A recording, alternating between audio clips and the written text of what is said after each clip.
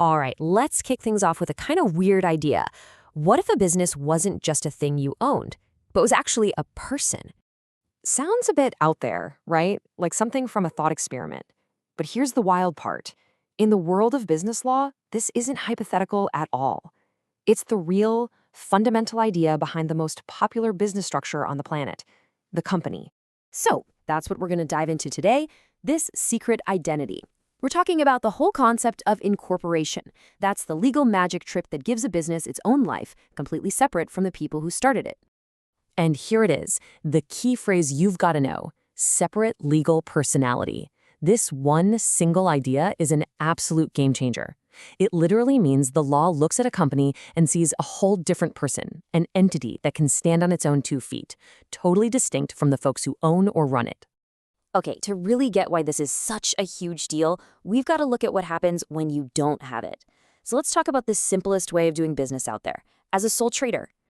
Let's say you open a little bakery. It's your passion, you're baking the bread, selling the cakes. Well, if you're doing this as a sole trader, the law sees absolutely no difference between you, the human being, and your bakery, the business. You are the business. They're one and the same. And this chart just lays it all out crystal clear. For a sole trader, the business's assets are your personal assets. Any debts the business has? Yep, those are your personal debts. And the real kicker is right there at the bottom. Your personal risk is unlimited. Think about that.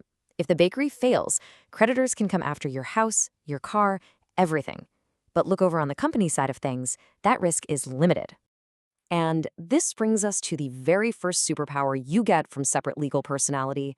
It's like a shield. We call it limited liability, and it's the #1 reason why incorporating a business is so incredibly popular. So how does this shield actually work?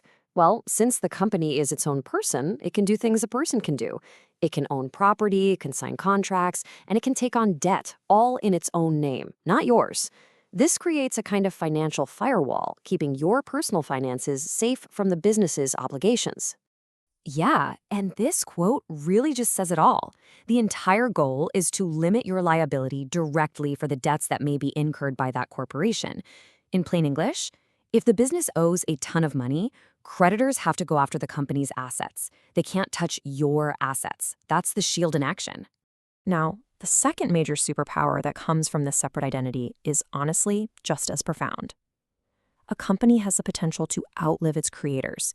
It can achieve a kind of immortality. Just think back to our baker who's a sole trader. If they decide to retire or they pass away, the business basically vanishes with them. It was completely tied to their identity. A company, on the other hand, is a whole different beast. Imagine our bakery is now Bakery Co. The founder gets it going, works for decades, and then retires. Does the company end? Nope. New owners can come in and take over, and Bakery Co. just keeps on trucking. Its existence is continuous, totally separate from whoever happens to be in charge at the time. So these amazing powers, this protective shield, this potential for eternal life, they don't just appear out of thin air. They're actually granted and governed by a massive official rulebook that brings these legal people into existence and lays out exactly how they have to behave. In the UK, this entire legal framework was modernized and all pulled together into one huge piece of legislation passed in the year 2006. And that would be the Companies Act 2006. This is the big one.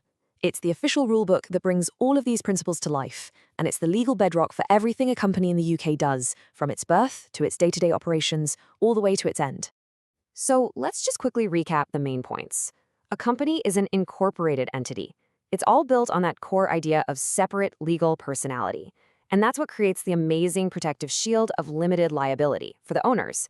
And it also allows the business to have perpetual existence, meaning it can live on long after its founders are gone. And all of this leaves us with one last massive question to think about. If a company really is its own person, a separate entity that can act all by itself, then who's ultimately responsible when it does something wrong, when it causes harm? It's a tricky one, and it gets right to the heart of corporate ethics, and it's definitely something to chew on.